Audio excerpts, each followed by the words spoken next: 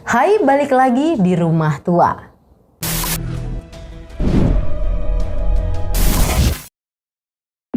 Memainkan simulasi kehidupan lewat The Sims memang gak pernah membosankan dan pastinya asik banget. Apalagi seri dan spin-off yang selalu diperbaharui setiap beberapa tahun. Konsep game sandbox yang dimiliki tersebut membuat salah satu seri games terlaris di dunia ini bisa dijelajahi secara bebas dan memungkinkan para pemainnya untuk melakukan hal apa saja yang disukai. Tapi siapa yang sangka ternyata ada teori gila di balik permainan yang menyenangkan ini. Kira-kira apa sih teori menyeramkan tersebut? Penasaran? Let's break it down.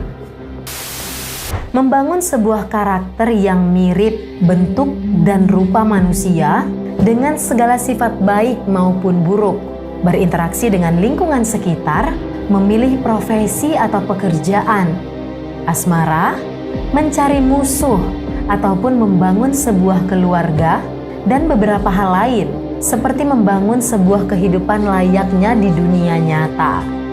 Game tersebut adalah The Sims. Apa yang ada di game tersebut merupakan hasil dari buah pikiran brilian dari seorang kreator games yang bernama Will Wright yang pertama kali dipublish pada 4 Februari tahun 2000 oleh Maxis Studio yang bergabung dengan Electronic Arts yang hampir saja mengalami kebangkrutan.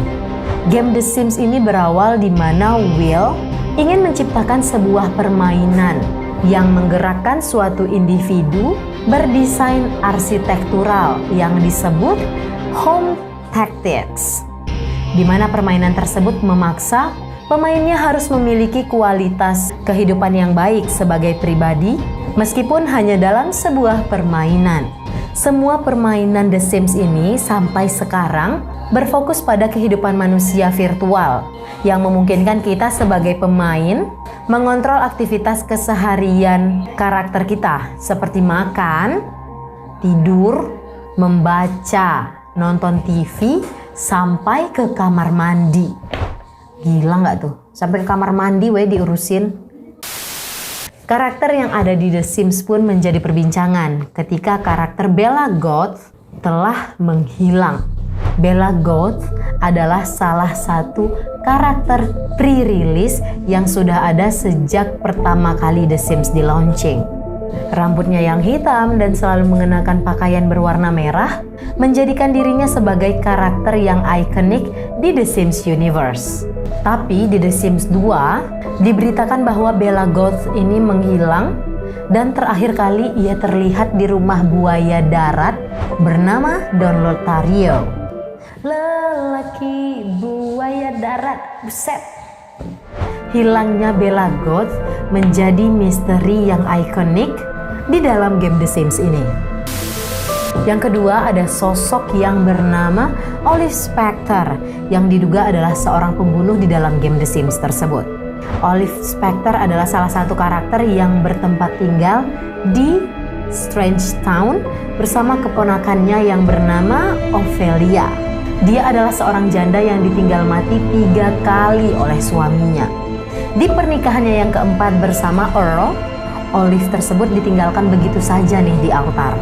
Dan kemudian Earl ditemukan meninggal dunia.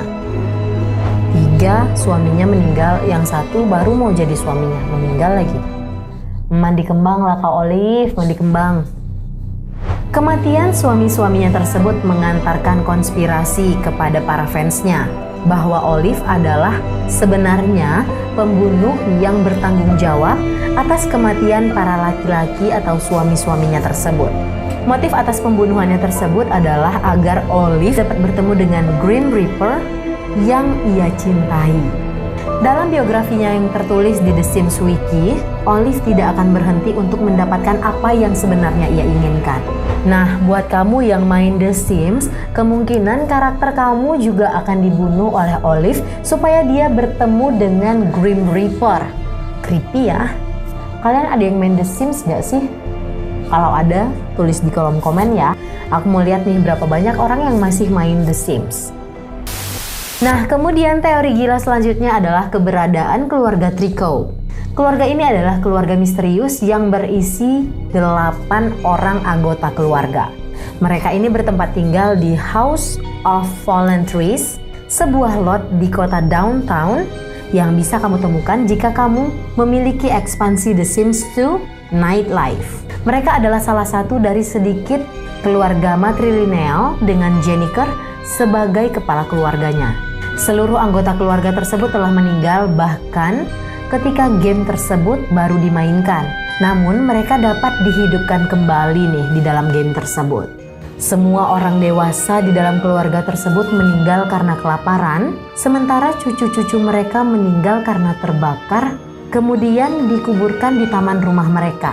Setelah kematian penghuni asli rumah tersebut, akhirnya tempat itu ditinggali oleh seorang perempuan bernama Raynell Ningnia. Nah, yang paling mengejutkan, seorang filsuf dari Oxford University bernama Nick Bostrom mengatakan mungkin saja kita semua ini hidup dalam sebuah simulasi komputer. Gila nggak sih? Seperti dilansir dari Big Thing, Bostrom juga berargumen bahwa ada peluang sebesar 20-50% bahwa kita semua adalah Sims. Berarti kita hidup di dalam dunia game nih sekarang. Nah, yang mengendalikan kita siapa dong? Hal ini juga semakin diperkuat dengan berkembangnya teknologi virtual dan digital. Menurut teori fans berikutnya, hal ini karena Sims merupakan eksperimen sains rumit yang gagal. Berarti kita hidup di simulasi komputer dan kita ini eksperimen rumit. Tapi karena rumitnya itu jadinya gagal. Kalian percaya nggak ya kalau kita ini hidup di simulasi komputer? Aku sih no comment. Melihat dari kemampuan kognitif mereka yang terbatas, sepertinya eksperimen tersebut berkaitan dengan otak manusia. Maka dari itu, Sims sekarang tinggal di dunia terpencil, di mana mereka ini diawasi secara ketat oleh para ilmuwan dan profesional untuk memastikan mereka ini tidak melarikan diri ke dunia nyata. Takut? Nah, itulah kisah tentang teori gila permainan The Sims. Buat kalian yang ada ide-ide dan saran-saran untuk video selanjutnya, bisa tulis di kolom komentar atau kirimin ke email kita ya. Editor nanti tampilin email kita di sini ya, editor. Thank you for watching and I'll see you in the next creepy video.